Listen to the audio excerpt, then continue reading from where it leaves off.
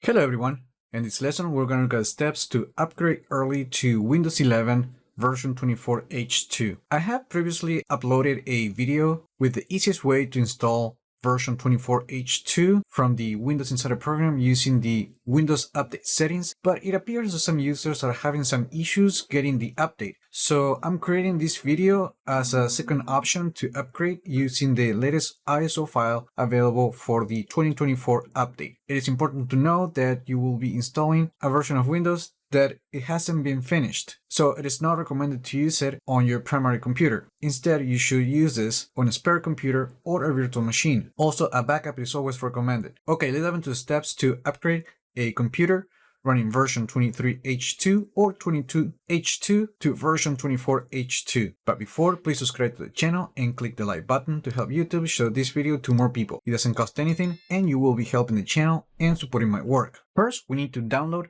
the latest preview for Windows 11 version 24H2. You can download the ISO file in two different ways. You can actually watch my other video which shows the different ways to download the latest ISO file using the link in the description below. For this lesson, I'm going to be using the official Microsoft Download website. And to do that, open the browser and go to this website. And here you need to sign in with your Microsoft account, and then you will be able to access the download page. Scroll down, and then in here, select the latest preview available for Windows 11 in the release preview channel, which in this case is 26,100.560. And then click the confirm button. Now we're going to select the language for the installation and then click the confirm button.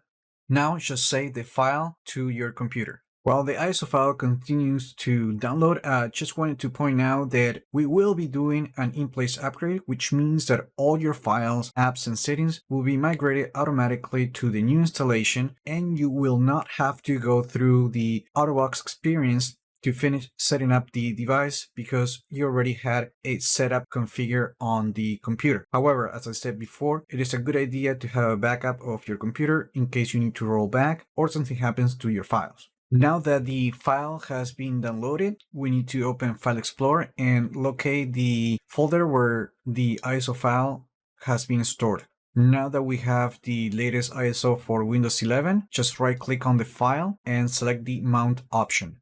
We're going to click the Open button, and now inside of the virtual drive, we're going to see the installation files. We just need to double-click the setup.exe file, which is this one right here. And now the upgrade experience is going to, and now the setup experience is going to launch. You don't need to check this option. To speed up the process, I'm going to click this option and I'm going to skip getting the updates for this particular release. You can always update later after the installation. Then click the next button. Now click the set button to confirm the terms. Now, when the setup is ready to install the new version of Windows 11, just click the install button. And now the upgrade process to version 24H2 is going to begin.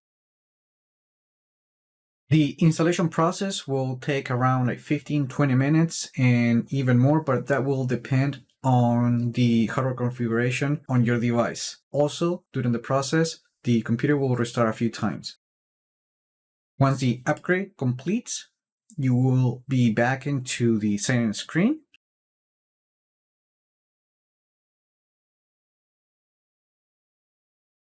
And that's it. We just completed the upgrade to Windows 11 version 24H2 using the latest preview available through the Microsoft support website for Windows Insiders. Now, if you want to confirm that you're running version 24H2, simply open Start and let's go to Settings. And then on System About, we can confirm that we are on version 24H2. However, since we used the ISO file, you might still be missing some updates. And the last thing you want to do is just go to Windows Update, make sure to turn on this option, and then click the Check for Updates button and download any of the available updates.